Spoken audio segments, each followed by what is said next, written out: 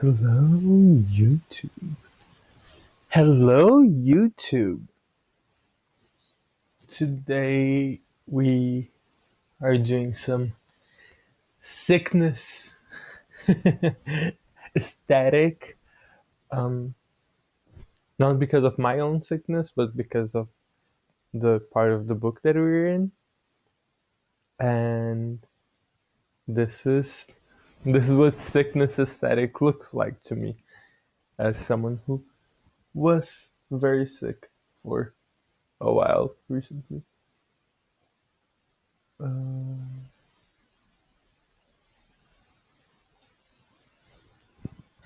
So welcome to Vanessa Jupiter's bedroom today.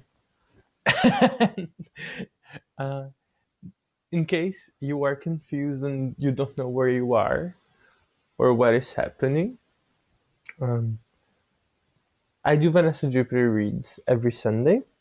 I'm Vanessa Jupiter,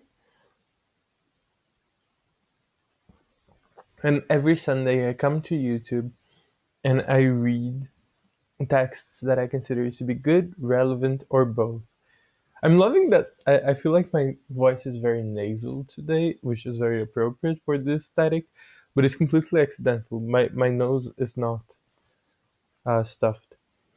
I don't know what's happening. Um, in any case, I do Vanessa Jupiter reads here on YouTube every Sunday. This is a series where I read texts that I consider to be good, relevant, or both, and it's at 5 p.m. or 17 o'clock Central European Time. And right now we are going through Mary Shelley's Frankenstein. And I'm reading the entirety of Frankenstein. And today we're going to start chapter 5. Yes. Yes, today we're doing chapter 5 and 6. And the aesthetic will become very clear once we're in. I mean, you already understand. Uh, Someone is going to be sick during these chapters, obviously. So yeah, um, before we dive into Vanessa Jupiter reads Frankenstein, let's refresh our memories over what happened over the last few chapters and how we managed to find queer interpretations of everything every time, as we should, given that this is, this is a drag queen reading.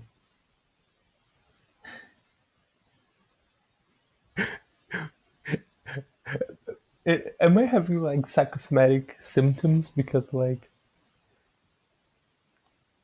am I getting so into character that my nose is getting stuffed? And maybe. In any case, um, this is a drag queen reading for us, so obviously it's ideal if we manage to like talk about gender and sexuality and queer stuff. Hello, Kaya. Welcome. What do you remember from last time? From the last few times? Where are we in the story?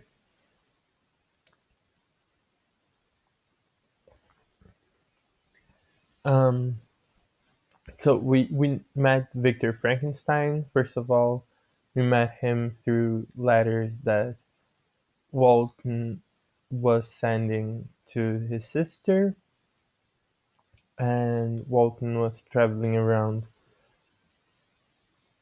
the North Bone, and he found Victor Frankenstein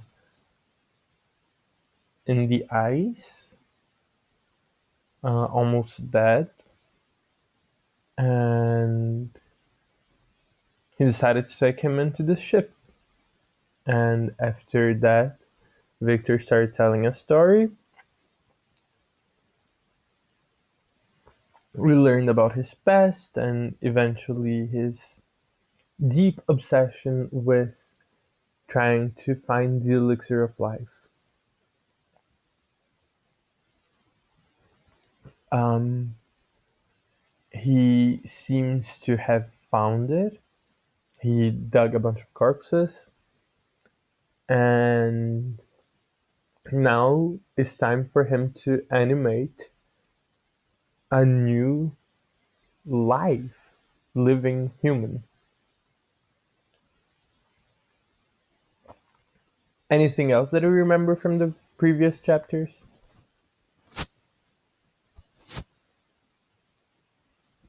I obviously went into like this whole monologue about uh, giving birth and the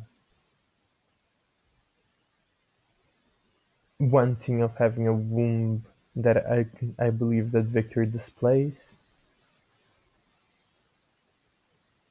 Gay something I see lightning. Someone married a child. Someone adopted a blonde angel, and he wanted to create new life. Okay, uh, gay something. Gay refers to almost everything that we've been calling everything in this book gay ever since the beginning. Something I see is about Walton finding Victor in the ice. Lightning is because Victor saw lightning strike a tree and caused it to look a certain way that was very inspiring to him. Someone married a child. Yes, Victor's father married the child of his best friend. Someone adopted a blonde angel.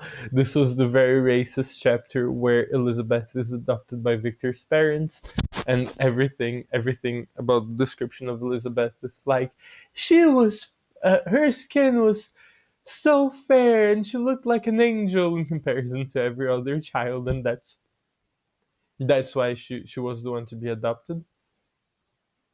Uh, and he wanted to create new life. Yes, this is the whole plot of the book. So, so yes, him wanting to create new life is obviously very relevant. So let's jump right in. Mm,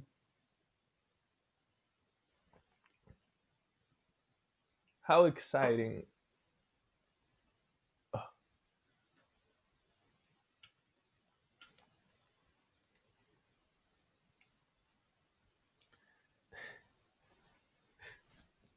And please praise my sickness aesthetic because I'm doing my sickness fantasy here. Uh,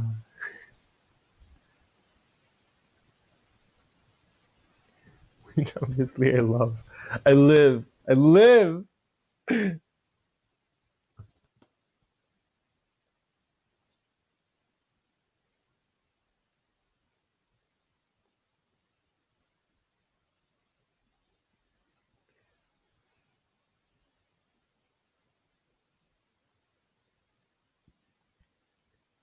Chapter 5. It was on a dreary night of November that I beheld the accomplishment of my toils. With an anxiety that almost amounted to agony, I collected the instruments of life around me, that I might infuse a spark of being into the lifeless thing that lay at my feet. It was already 1 in the morning. The rain pattered dismally against the panes, and my candle was nearly burnt out, when, by the glimmer of the half-extinguished light, I saw the dull yellow eye of the creature open. It breathed hard, and a convulsive motion agitated its limbs. How can I describe my emotions at this catastrophe, or how delineate the wretch whom with such infinite pains and care I had endeavored to form? His limbs were in proportion, and I had selected his features as beautiful. Beautiful! Great God! His yellow skin scarcely covered the work of muscles and arteries beneath. His hair was of a lustrous black and flowing, his teeth of a pearly whiteness, but these luxuriances only formed a more horrid contrast with his watery eyes that seemed almost of the same color as the dun white sockets in which they were set, his shriveled complexion and straight black lips. The different accidents of life are not so changeable as the feelings of human nature. I had worked hard for nearly 2 years for the sole purpose of infusing life into an inanimate body. For this, I had deprived myself of rest and health. I had desired with an ardor that far exceeded moderation.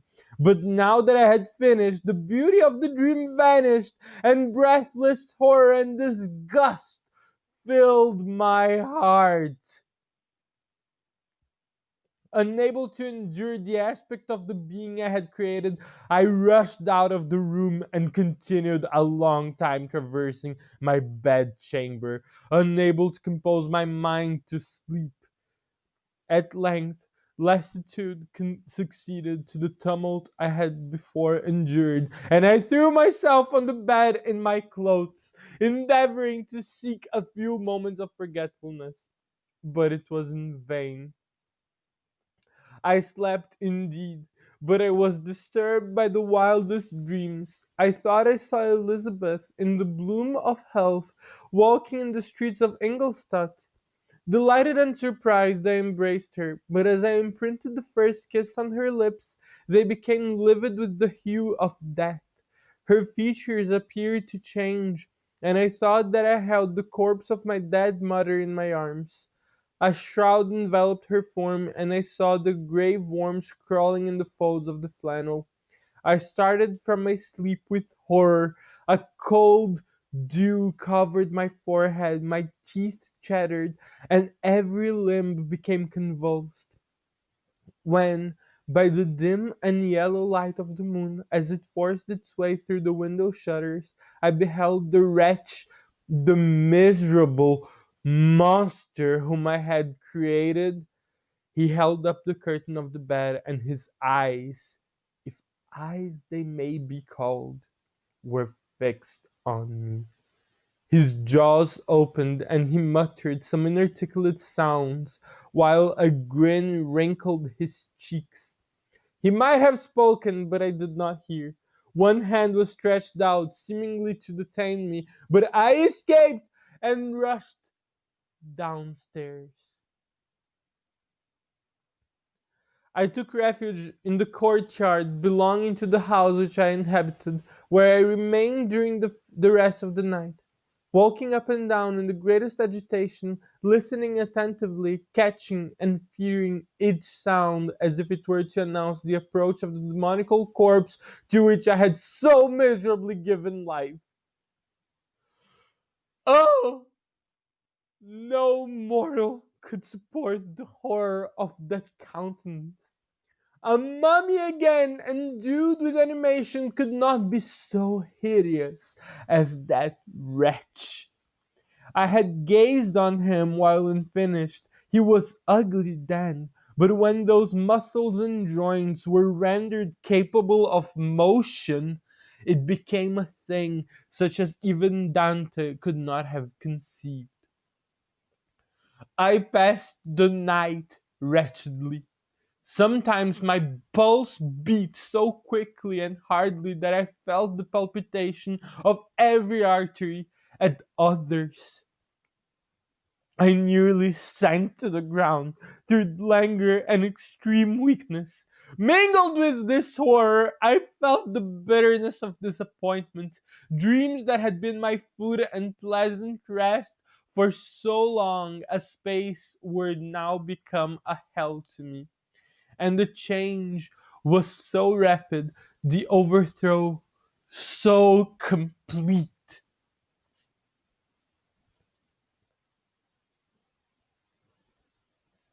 Mm.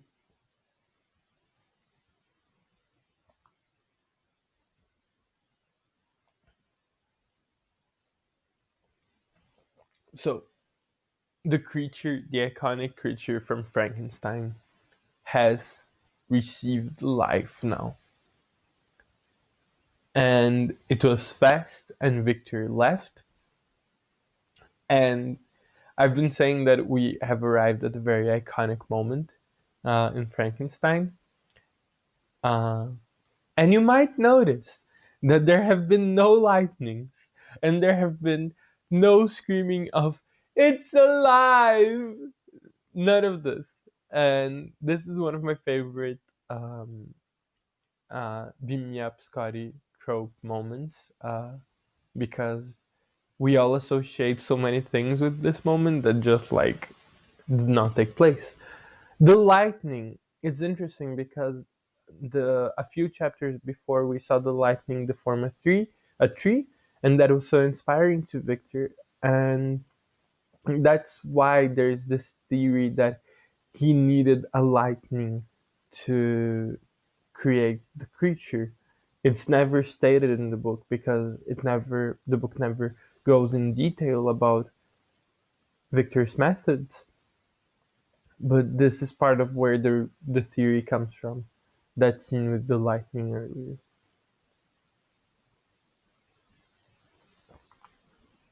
Moving on. Morning, dismal and wet, at length dawned, and discovered to my sleepless and aching eyes the church of Ingolstadt. Its white steeple and clock, which indicated the 6th hour. The porter opened the gates of the court, which had that night been my asylum, and I issued into the streets, pacing them with quick steps, as if I sought to avoid the wretch whom I feared every turning of the street would present to my view. I did not dare return to the apartment which I inhabited, but felt impelled to hurry on, although drenched by the rain which poured from a black and comfortless sky.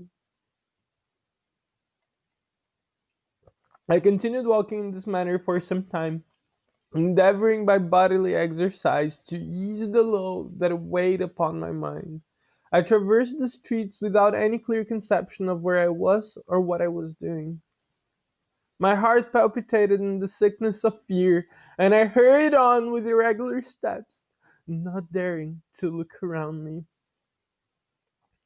Like one who, on a lonely road, doth walk in fear and dread, and having once turned round walks on, and turns no more his head, because he knows a frightful fiend doth close behind him tread.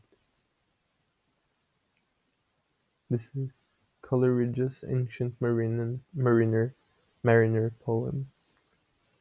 Continuing thus, I came at length opposite to the inn at which the various diligences and carriages usually stopped. Here I paused. I knew not why, but I remained some minutes with my eyes fixed on a coach that was coming towards me from the other end of the street.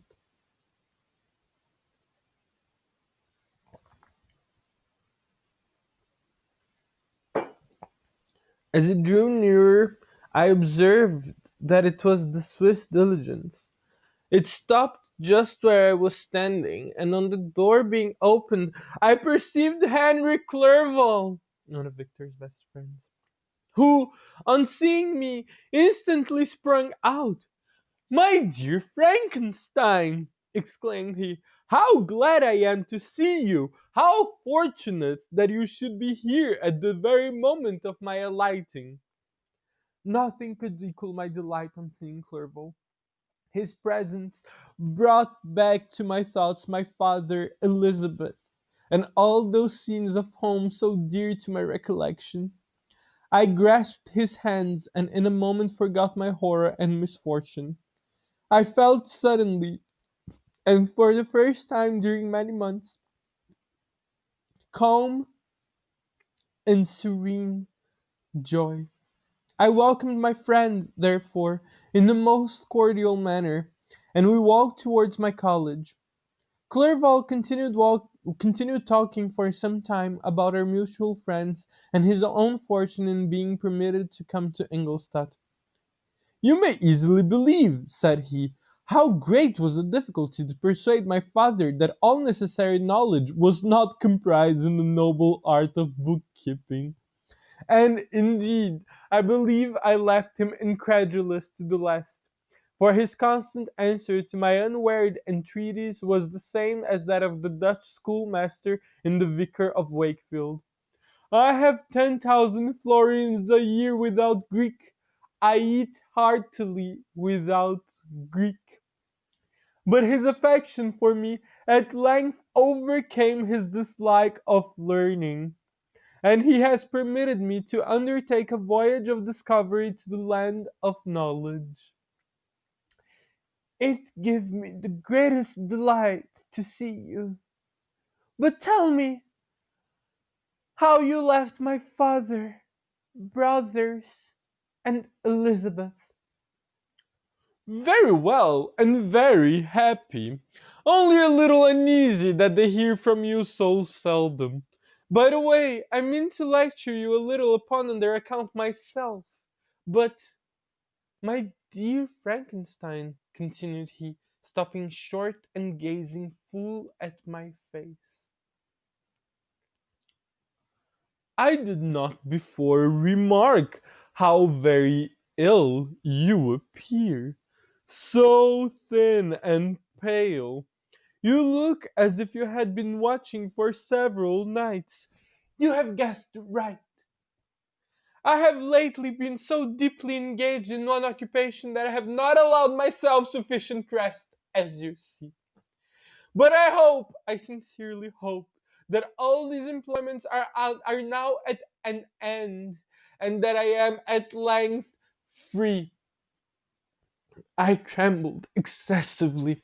I could not endure to think, and far less allude to, the occurrences of the preceding night. I walked with a quick pace, and we soon arrived at my college. I then reflected, and the thought made me shiver, that the creature whom I had left in my apartment might still be there, alive and walking about. I dreaded to behold this monster, but I feared still more that Henry should see him.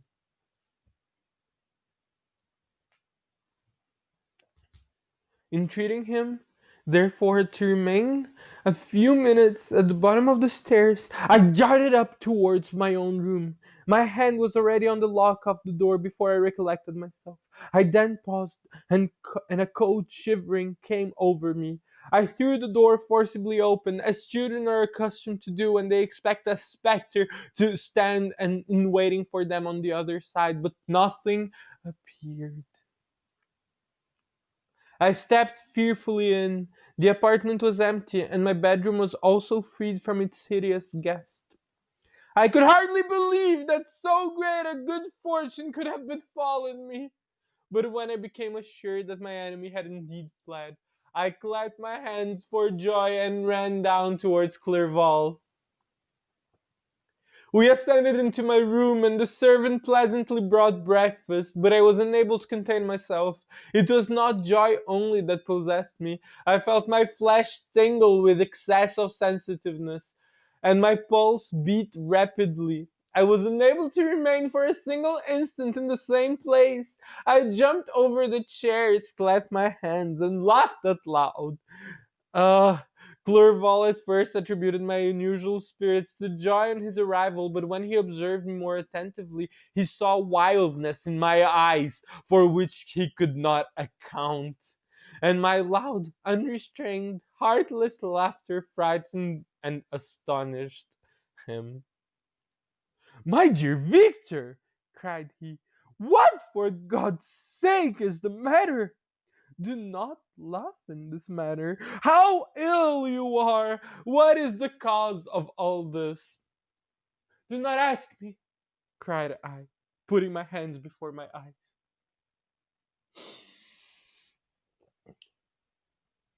for I thought I saw the dreaded spectre glide into the room. He can tell. Oh, save me! Save me! I imagined that the monster seized me. I struggled furiously and fell down in a fit. Poor Clerval! What must have been his feelings? A meeting which he anticipated with such joy, so strangely turned to bitterness. But I was not the witness of his grief, for I was lifeless and did not recover my senses for a long, long time. This was the commencement of a nervous fever which confined me for several months. During all that time, Henry was my only nurse. I afterwards learned that, knowing my father's advanced age and unfitness for so long a journey, and how wretched my sickness would make Elizabeth, he spared them this grief by concealing the extent of my disorder. He knew that I could not have a more kind and attentive nurse than himself, and, firm in the hope he felt of my recovery, he did not doubt that, instead of doing harm, he performed the kindest actions that he could towards them. But I was, in reality, very ill, and surely nothing but the unbounded and unremitting attentions of my friend could have restored me to life. The form of the monster on whom I had bestowed existence was forever before my eyes, and I raved incessantly concerning him. Doubtless my words surprised Henry. He at first believed them to be the wanderings of my disturbed imagination, but the pertinacity with which I continually recurred to the same subject persuaded him that my disorder indeed owed its origins to some uncommon and terrible event. By very low degrees, and with frequent relapses that alarmed and grieved my friend, I recovered. I remember the first time I became capable of observing outward objects with any kind of pleasure. I perceived that the fallen leaves had disappeared and that the young buds were shooting forth from the trees that shaded my window. It was a divine spring, and the season contributed greatly to my convalescence. I felt also sentiments of joy and affection revive in my bosom. My gloom disappeared, and in a short time I became as cheerful as before I was attacked by the fatal passion. "Dearest Clerval!" exclaimed I, "how kind, how very good you are to me! This whole winter, instead of being spent in study, as you promised yourself, has been consumed in my sick room. How shall I ever repay you? I feel the greatest remorse for the disappointment of which I have been the occasion, but you will forgive me." "You will repay me entirely if you do not decompose yourself, but get well as fast as you can. And since you appear in such good spirits, I may speak to you on one subject, may I not?" I trembled. One subject? What could it be? Could he allude to an object on whom I dared not even think? "Compose yourself," said Clerval, who observed my change of color. "I will not mention it if it agitates you. But your father and cousin would be very happy if they received that letter from you in your own handwriting. They hardly know how ill you have been, and are uneasy at your long silence." "Is that all, my dear Henry? How could you suppose that my first thought would not fly towards those dear, dear friends whom I love and who are so deserving of my love?" "If this is your present temper, my friend, you will perhaps be glad to see a letter that has been lying here for some days for you. It is from your cousin, I believe."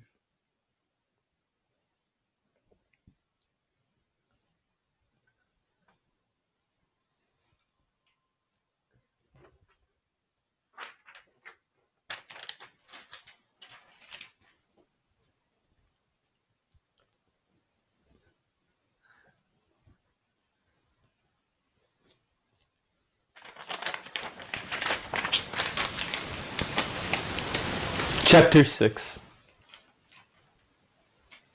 Clerval then put the following letter into my hands. It was from my own Elizabeth.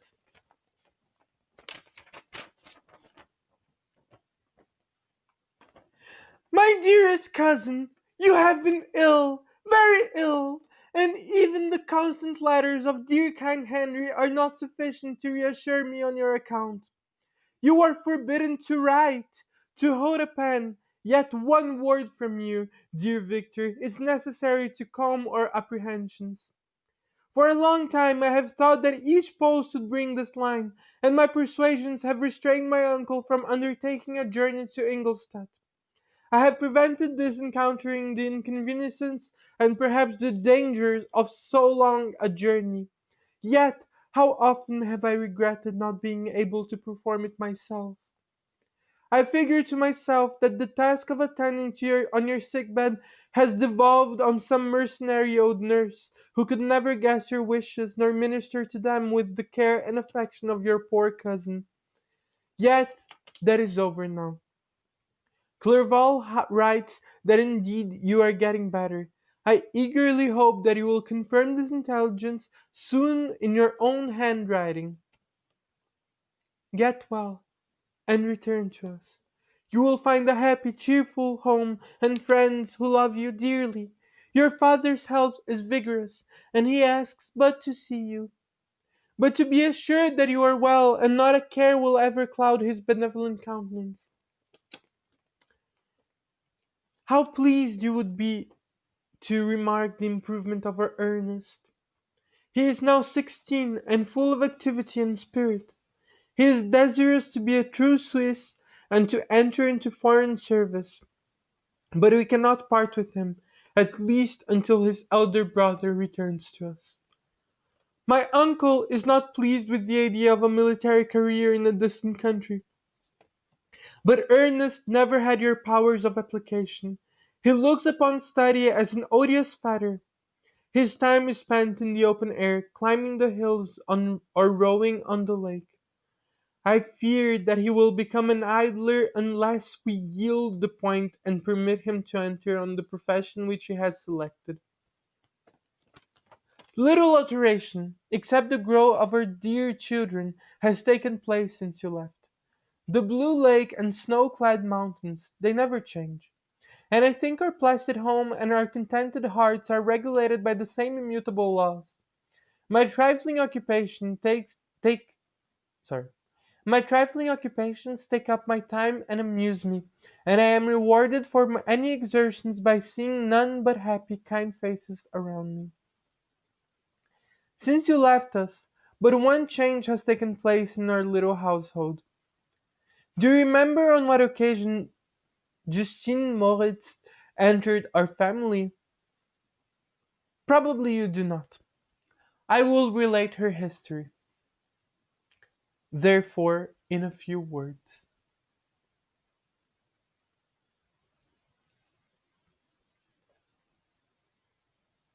Madame Moritz, her mother, was a widow with 4 children, one of whom Justine was the third. This girl had always been the favorite of her father, but through a strange perversity, her mother could not endure her, and after the death of Monsieur Moritz, treated her very ill. My aunt observed this, and when Justine was 12 years of age, prevailed on her mother to allow her to live at our house. The republican institutions of our country have produced simpler and happier manners than those which prevail in the great monarchies that surround it. Hence, there is less distinction between the several classes of its inhabitants, and the lower orders, being neither so poor nor despised, their manners are more refined and moral. A servant in Geneva does not mean the same thing as a servant in France or England. Justine thus received in our family learned the duties of a servant, a condition which, in our fortunate country, does not include the idea of ignorance and a sacrifice of the dignity of a human being. Justine, you may remember, was a great favorite of yours, and I recollect you once remarked that if you were in an ill humor, one glance from Justine could dissipate it. For the same reason that Ariosto gives concerning the beauty of Angelica, she looked so frank-hearted and happy. My aunt conceived a great attachment to her, by which she was induced to give her an education superior to that which she had at first intended. This benefit was fully repaid. Justine was the most grateful little creature in the world. I do not mean that she made any professions. I never heard one pass her lips. But you could see by her eyes that she almost adored her protectress. Although her disposition was gay and in many respects inconsiderate, yet she paid the greatest attention to every gesture of my aunt. She thought her the model of an excellence and endeavored to imitate her phraseology and manners, so that even now she often reminds me of her. When my dearest when my dearest aunt died, everyone was too much occupied in their own grief to notice poor Justine, who had attended her during her illness with the most anxious affection. Poor Justine was very ill, but other trials were reserved for her. One by one, her brothers and sisters died, and her mother, with the exception of her neglected daughter, was left childless.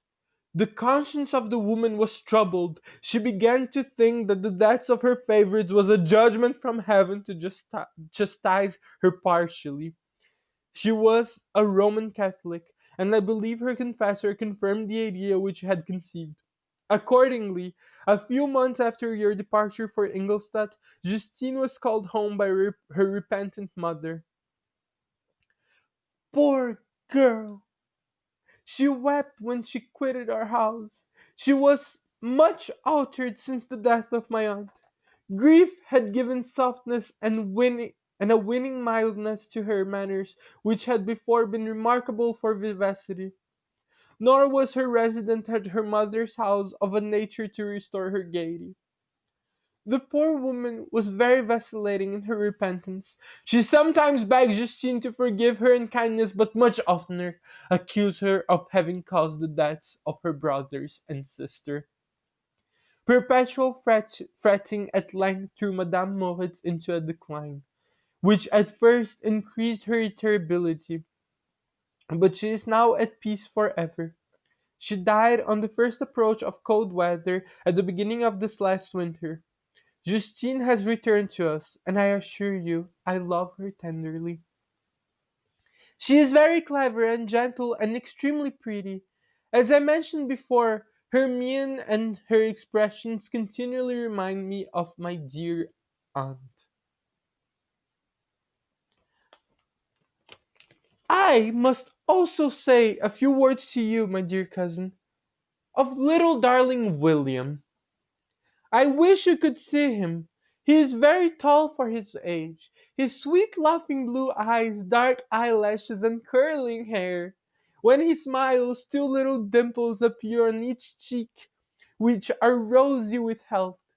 He has already had one or two little wives. But Louisa Biron is his favorite, a pretty little girl of 5 years of age. Now, dear Victor, I dare say you wish to be indulged in a little gossip concerning the good people of Geneva. The pretty Miss Mansfield has already received the congratulatory visits on her approaching marriage with a young Englishman, John Milburn, Esquire. Her ugly sister, Manon, married Monsieur Duvillard, the rich banker, last autumn. Your favorite schoolfellow, Louis Manoir, has suffered several misfortunes since the departure of Clerval from Geneva, but he has already recovered his spirits, and is reported to be on the point of marrying a very lively, pretty Frenchwoman, Madame Tavernier. She is a widow, and much older than Manoir, but she is very much admired and a favorite with everybody.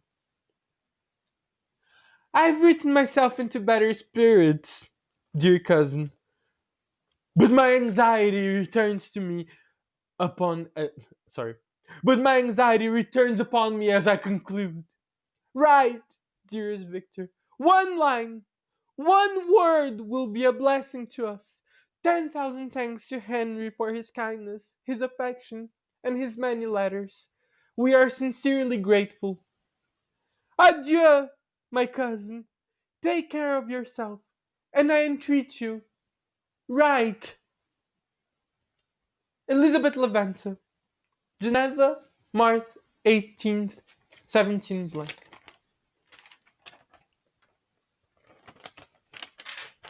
Ah,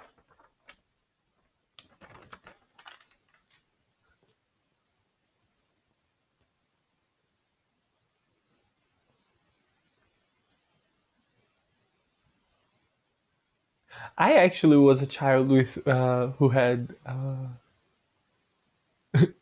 Okay, so this is the letter by Elizabeth Leventa, and there has been a comment by Kaya. Yikes! Children with girl boyfriends. I was a child who had like mostly girlfriends as a very young kid, uh, like 4 and 5. That was a thing of like holding hands and being like, "Will you marry me?" That was a thing that I did. So I don't find it that yikes. To me, it's just regular children stuff.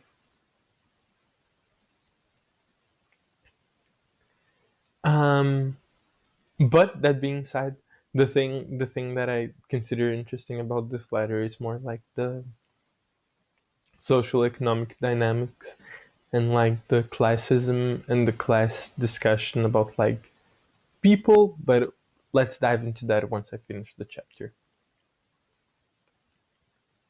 So back to the narration proper of Victor.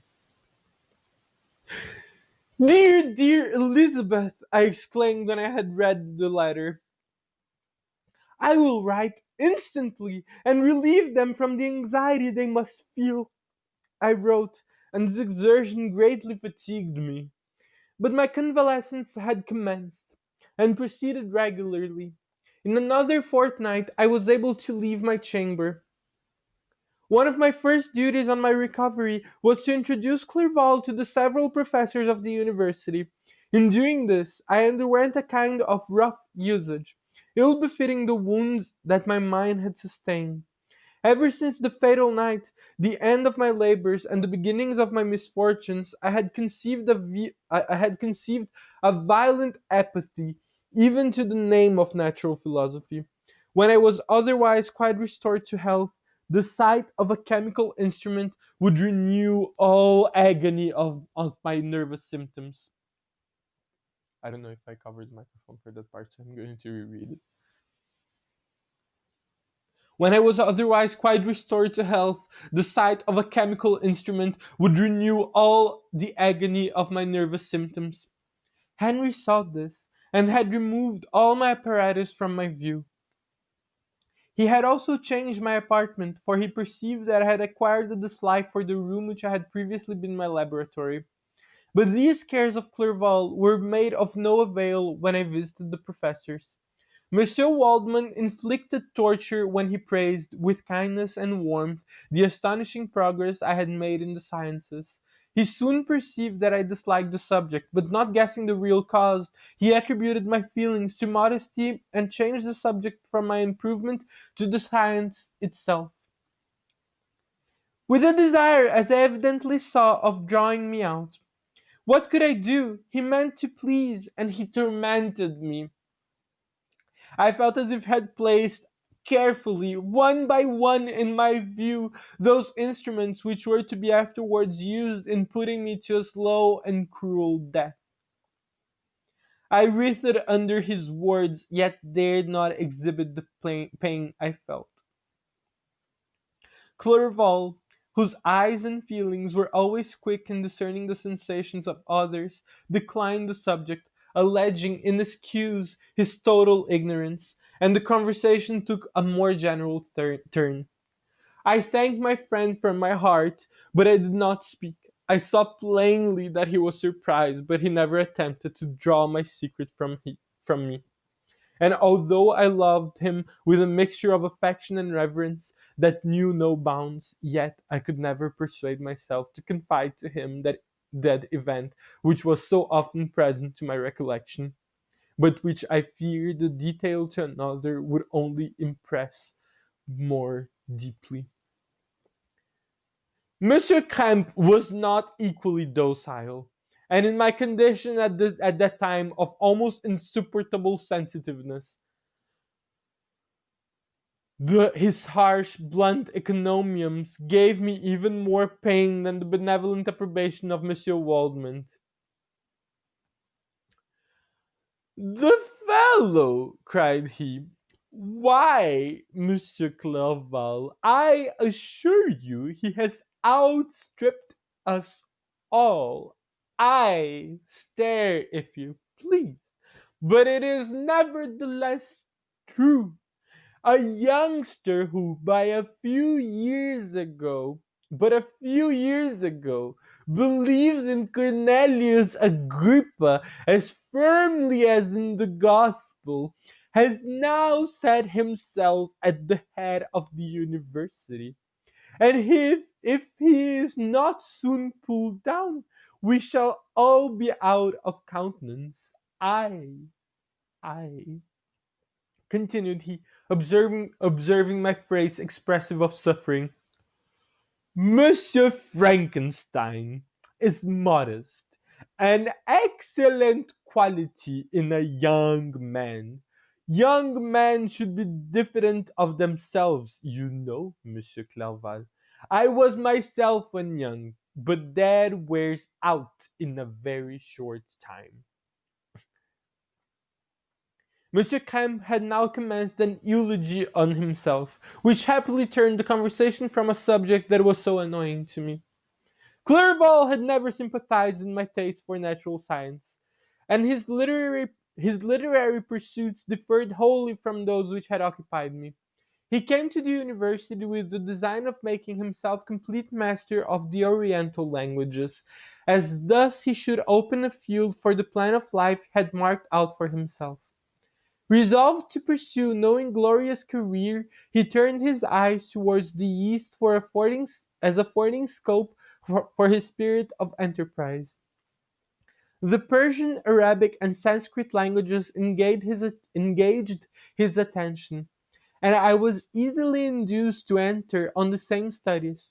Idleness had ever been sorry. Idleness had ever been irksome to me, and now that I wished to fly from reflection and hated my former studies, I felt great relief in being the fellow pupil with my friend, and found not only instruction but consolation in the works of the Orientalists. I did not, like him, attempt a critical knowledge of their dialects, for I did not contemplate making any other use of them than temporary amusement. I read merely to understand their meaning, and they well repaid my labors. Their melancholy is soothing, and their joy elevating, to a degree I never experienced in studying the authors of any other country. When you read their writings, life appears to consist in a warm sun and a garden of roses, in the smiles and frowns of a fair enemy, and the fire that consumes your own heart. How different from the manly and heroical poetry of Greece and Rome. I believe that there is a YouTube video. Side note: I believe that there is a YouTube video uh, talking specifically. It's a video essay talking specifically about Orientalism in Frankenstein. I have not watched it, but it's a contentious point. Obviously, like the way that Victor talks about like Middle Eastern countries as like their joy is like better or like more um, like the way that he talks like overpraising these characteristics is obviously quite problematic. Moving on. Summer passed away in these occupations, and my return to Geneva was fixed for the latter end of autumn. But being delayed by several accidents, winter and snow arrived. The roads were deemed impassable, and my journey was retarded until the ensuing spring. I felt this delay very bitterly, for I longed to see my native town and my beloved friends, My return had only been delayed so long from an unwillingness to leave Clerval in a strange place before I had become acquainted with any of its inhabitants. The winter, however, was spent cheerfully, and although the spring was uncommonly late, when it came its beauty compensated for its dilatoriness. The month of May had already commenced, and I expected the letter daily which was to fix the date of my departure, when Henry proposed a pedestrian tour in the environs of Ingolstadt, that I might bid a personal farewell to the country I had so long inhabited. I acceded with pleasure to this proposition. I was fond of exercise, and Clerval had always been my favourite companion in the rambles of this nature that I had taken among the scenes of my native country.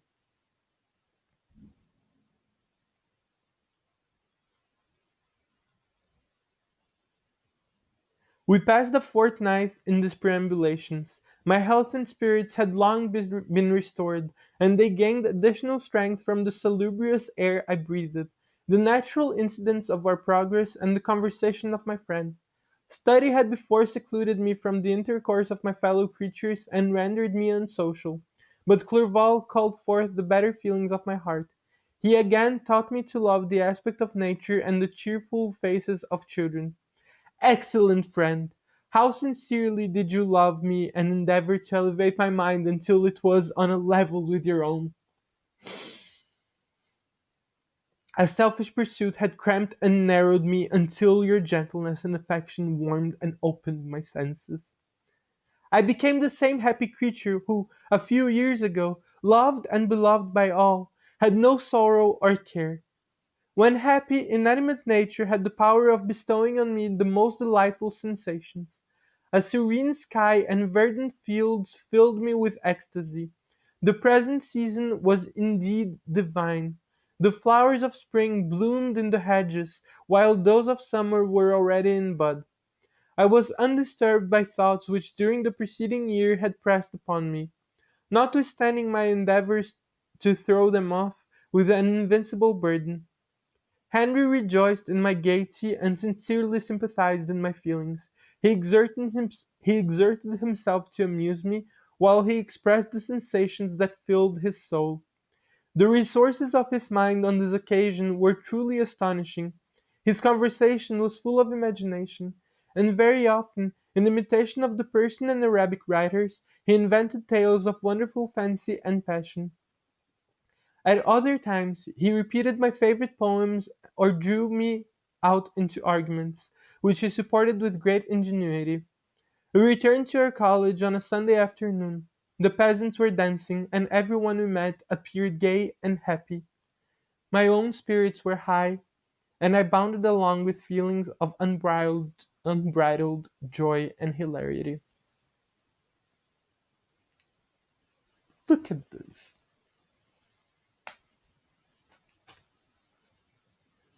This is the end of chapter 6.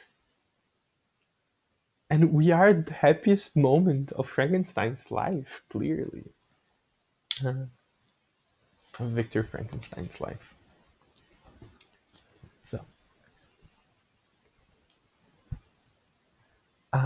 Vanessa Júpiter reads Shana Shivan.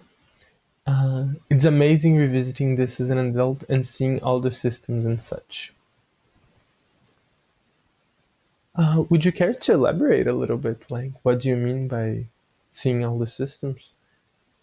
Because, like, do you mean the social systems or do you mean more like the writing systems?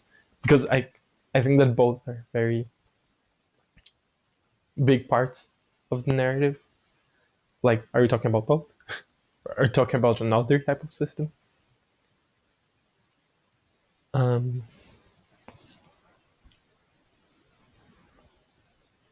I'm also going to like touch. I'm going to start this after read with something that I said last week already as well, of how the social systems. Yeah, I mean it's okay. Let's start with that. the classism of the way that they talk about Justine, and the way that Elizabeth sends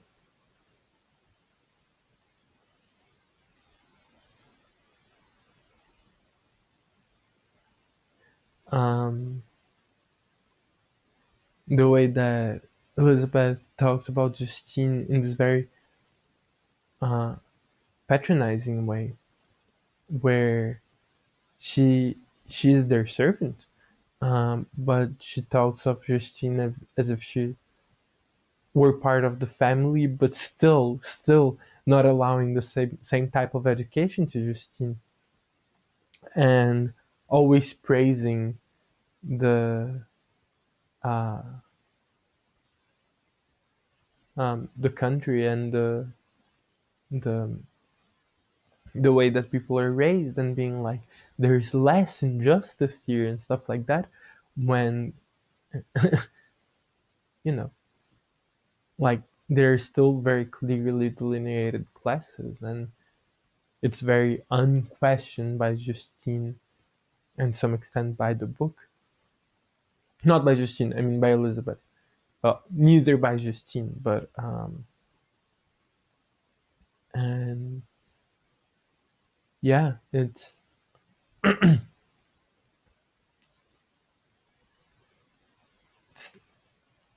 yet another unfortunate aspect of the writing. But and this is one of the social systems that I find the most striking in this chapter. There's obviously also, as I touched on briefly, the Orientalism that I know very little about, so I'm not going to speak much on. If someone wants to like share thoughts and theories about Orientalism and about the entire two chapters, actually, like thoughts, theories about the two chapters, um, and I yeah. So I definitely agree with you, Shana, that it's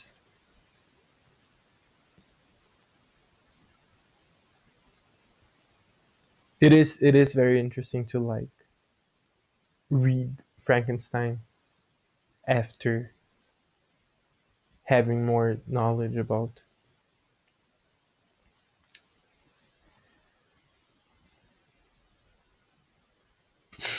social issues. Being reading Frankenstein when you're woke, it's terrible. Doing anything. No, sorry. Um, okay, but beyond that, I also want to Vanessa Jupiter reads Kaya. Vanessa Jupiter reads Kaya. I don't know why, but Henry and Victor seem so cute together. Vanessa Jupiter reads Jovita Jacobs. Henry and Victor are definitely a ship. Yeah, like I I was going to address this as like how I love reading this and other gothic novels and seeing like how much masculinity is a construction of like not so long ago. Like this is the part that I already mentioned last time, that there is no shame, there's no like problem of like Victor just saying how much he loves Henry, and like he just expresses his love towards Henry constantly, and then Henry nurses him for months, and Elizabeth is sitting there being like, "Oh, who might be taking care of Victor?" And it's like it's Henry just like fully there by his bedside, being like his caretaker, and like claiming that he could only be the best caretaker in the world. And uh and I love the fact that there is just like that masculinity is represented in such a different way to what we see nowadays. um and that like nowadays, I mean, and to be clear, like, are Henry and Victor subtextually or implicitly uh, like making out with each other. I honestly don't know. Like maybe, and I think and like for me it's a big maybe because like if Frankenstein had been written nowadays, I think that it would definitely be a couple. It would definitely be like an underlying like actual undertext or undertone of the text or um like at the very least nowadays this would be queer baiting. But I don't know how like things happen in the 19th century. For all I know, like this is really how dudes would treat other dudes constantly. And I mean, I say that I don't know, but you know, I'm ancient in time itself. I am the eldest that has ever been. So I am going to right now declare that this was the way that men treated each other back in the 19th century, and I miss it dearly.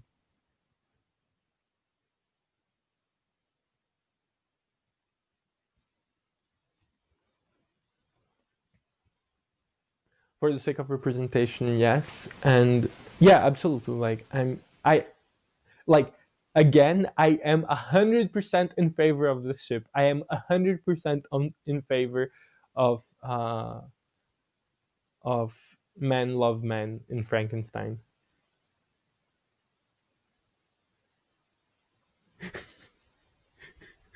Frankenstein is queer bait. Yes, Frankenstein is queer bait. This is like honestly, is it? I was about to make the joke of like this is my legacy, but I think that I make this joke every single time that we do Vanessa Jupiter reads. That there's some comment that someone makes, and I'm like, Frankenstein is queer bait. This is my legacy. And like at this point, I think I have too many legacies. I cannot keep track of all of them. But this is my legacy.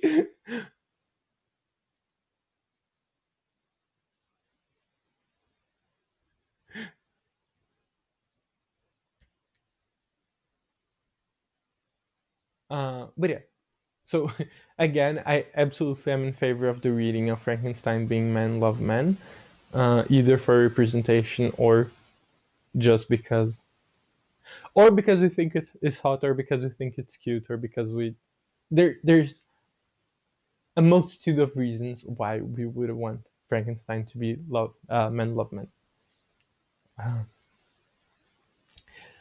but that being said, I believe that this is all of the comments that I had to do for today, with a little bit of class commentary, a little bit of Orientalism commentary, very little because I don't know.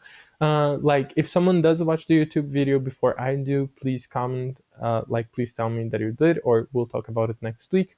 In case, uh, if I watch it, if someone watches it before next week, please, like, next week, bring thoughts and theories about it, and maybe I will too. Um, so yeah. Um, I'm going to do my traditional countdown to 20. If you have something that you really, really want to um, like say before we leave, um, for example, you can always appreciate the the set, costume, and makeup of today. You can say how much you appreciate my sickness aesthetic. I'm very happy with my sickness aesthetic. Um,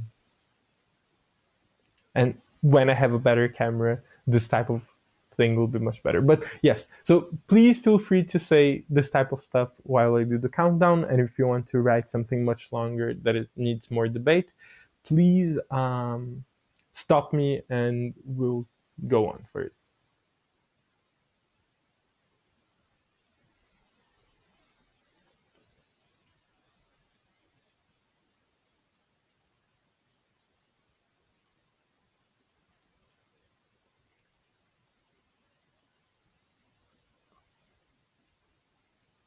I'm really glad that it was the best part. That is the best part of your Sundays, Jojo. So this has been Vanessa Jupiter reads Frankenstein. Meet me again next Sunday at 5 p.m. or 17 o'clock Central European Time. Always remember and never forget that you.